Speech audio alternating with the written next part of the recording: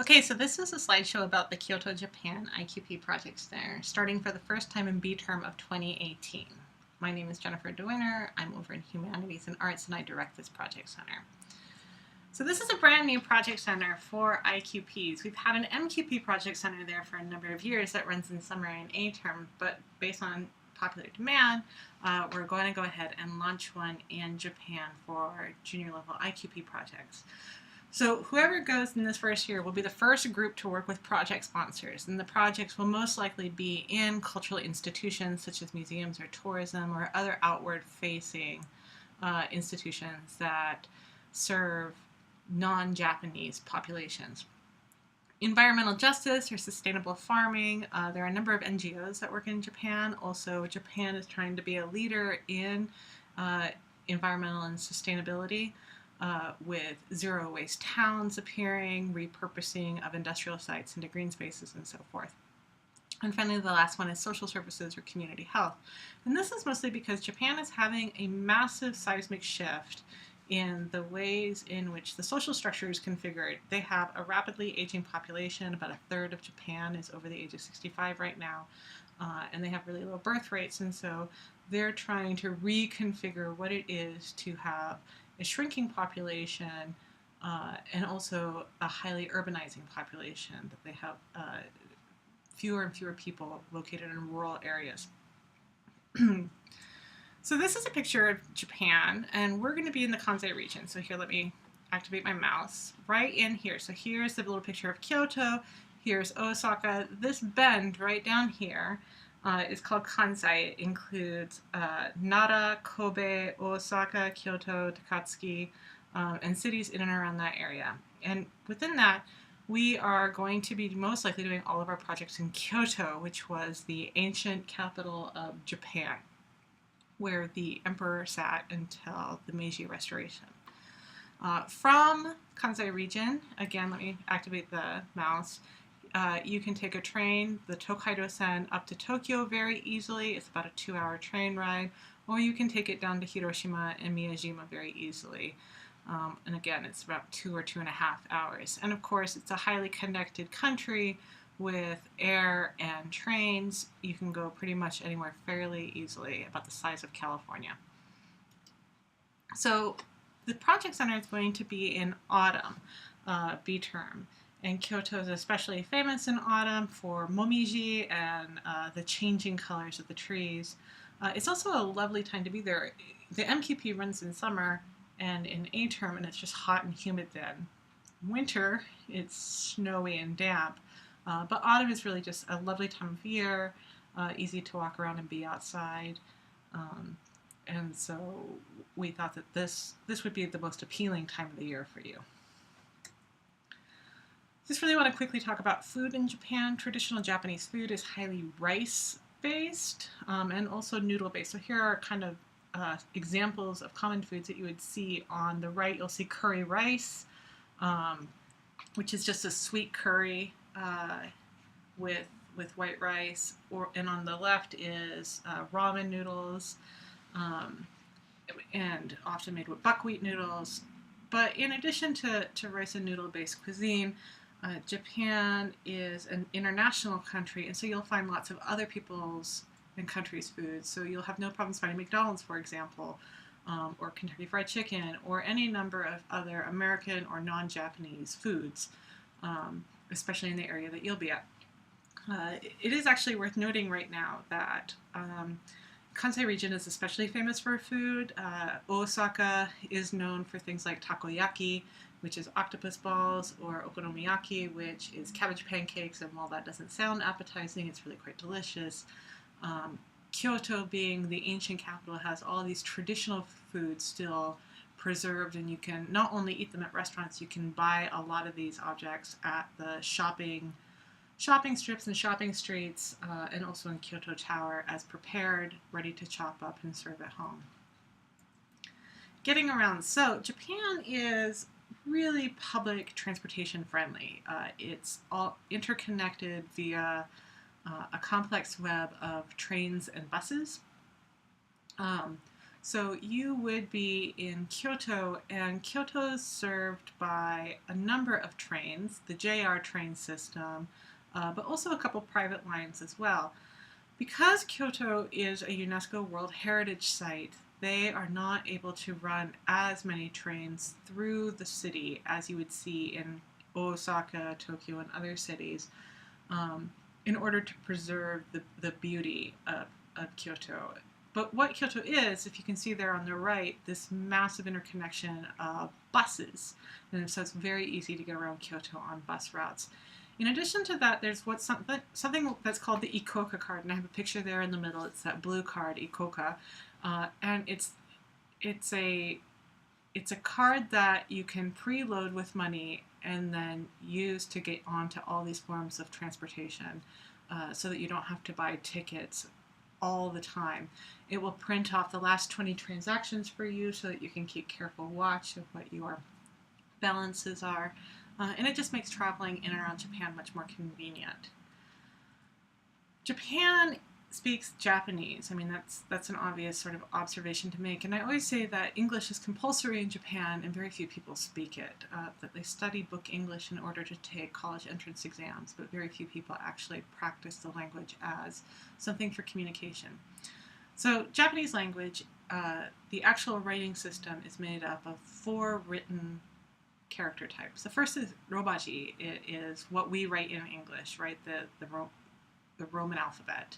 But on top of that, you get the phonetic sound system, hiragana, that they write all of their Japanese words in, katakana, which is a phonetic alphabet system for foreign words, and then kanji, which is a pictorial system.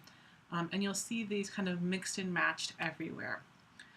While that seems intimidating, because Kyoto and many of the cities that we'll be traveling through and working in are international, they are very English friendly. And so, for example, you'll see signs have the kanji on them, of course, but then they're also translated into English for non-Japanese people. Also, when you go to restaurants, if they don't have an English menu, which are actually very common where you'll be at, but if they don't have one, they'll often have pictures or sample foods of what it is that they serve, and their menus are in their windows, and you can point and ask for it. And of course, in the age of wearable technologies, your phones will probably have translation apps that will help you. Accommodations, because this is a brand new project center, we do not have long-term relationships with accommodations yet. We do have the ISRP group going this year, and they are getting some lovely accommodations in Kyoto in 3 different flats, where the students are sleeping in tatami rooms, as you see, and then they're also getting kitchens and living rooms. And we're hoping to sustain that. We're looking for something comparable to that, or what you see here in this picture. We want to ensure that your accommodations are comfortable to sustain you through 7 weeks and also give you a Japanese experience. I just really want to quickly talk about things to do. Japan, as I'm sure that you know if you're watching this video, is culture rich, both in traditional culture and in contemporary popular and youth cultures. And so in Kyoto, where we're going to be based, there are a number of things to do. Gion is an ancient entertainment district, and you'll often see Maiko-sama or Gekko-sama walking around in beautiful kimono. This is where you'll see really high-end tea ceremony and so forth. Kinkakuji, Kiyomizurara are really famous temples there. Arashiyama is a beautiful bamboo forest that you can spend an entire day just walking through, and it's lovely. But you'll see there at the bottom, like in addition to these more traditional cultural excursions that you can take, there are also all kinds of cool things to go see, like the International Manga Museum or the Namco Wonder Tower. But that's just Kyoto. In addition to Kyoto, you're right next to Osaka. They're connected by a series of trains that you can take. And Osaka has any number of things like the Pokemon Center, spas, tons of shopping, Osaka Castle, which is completely gutted on the inside to give you a highly modern, air-conditioned experience of the transition from feudalism into a unified Japan that eventually becomes the Tokugawa shogunate.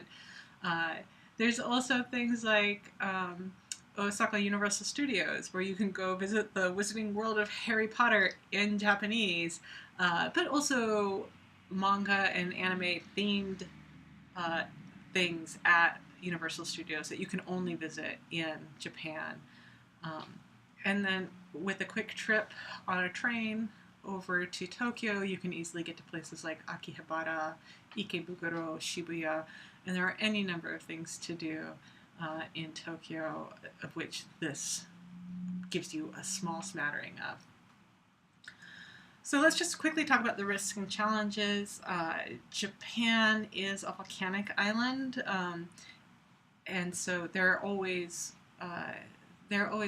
risks of earthquakes and tsunamis. And I don't mean to undersell it. They don't happen often, but they do happen, and you should be aware of it and do take some training in earthquake preparedness to go there. Culture shock is also really common in Japan.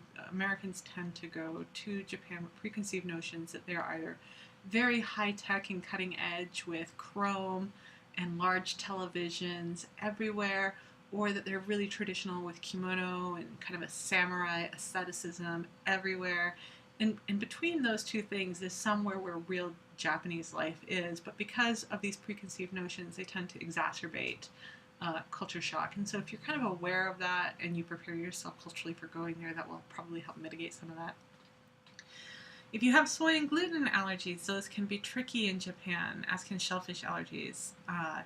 And so I'll work with you to write yourself an allergy card. We've had students go for MQP with many, many, many allergies. And we write these cards, and they're able to navigate that by showing pictures of the cards to the restaurants so that the chefs and the wait staff know exactly how to help you. And then we will visit a supermarket together so that you can kind of understand how it works in order to be your own best advocate for your diet. And then finally, you'll want to check your medication. Not all medications are allowed into Japan. For example, Adderall is considered a controlled substance in Japan. So if you are on any form of prescribed medication, you will want to talk with your doctor to ensure that those are allowed into Japan, and if they're not, work to adjust your medication accordingly so that you can look out for your own best health. So let's go on to money now. The program and housing fee is $3,035, and this is really kind of estimated in advance, trying to provide you excellent housing in a fairly expensive country. That said, it's comparable with other places in similar locations, such as Hong Kong or London. On-site commuting costs. This is on you. You'll want to budget for these next ones because we don't collect the money up front, but we estimate that you probably spend around $400. Tourist activities and incidentals, again, it depends on how much you want to travel around and go do things, but you are there for 7 weeks, and so we're estimating around $1,200. To that end, in preparation for it, you may want to look at the JR Rail Pass, which will allow you to ride all JR trains as much as you would like for a 1 to 3 week period, but you have to buy that ticket in the US prior to going. We estimate for B term that airfare is $1,200. Japan has highly fluctuating airfare, so it can go to as low as $1,000 to as high as $1,800. I know that the MQP students in summer spend, I think, around $1,600, but when we look at fall pretty consistently is right around $1,200.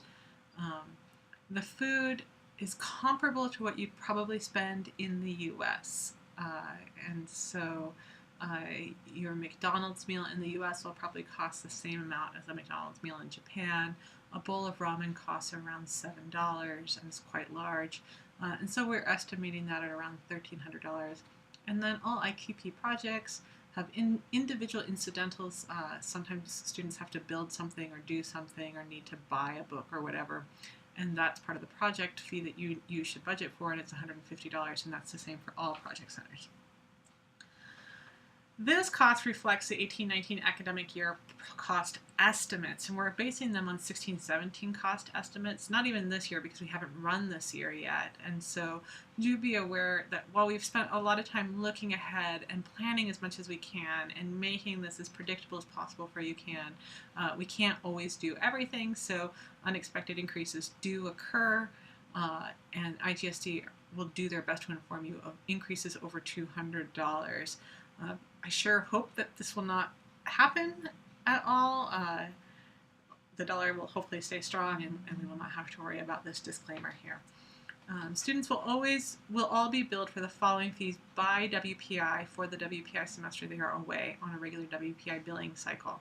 You're going to have to pay for your WPI tuition and fees, if it's applicable, your WPI housing fee, and if it's applicable, your WPI meal plan, but that's reduced for your term away. And also the Global Projects housing and program fee is paid to WPI prior to departure. All those other amounts that I was talking about, you just want to budget for. The housing and program fee will appear on your account at the start of the program semester.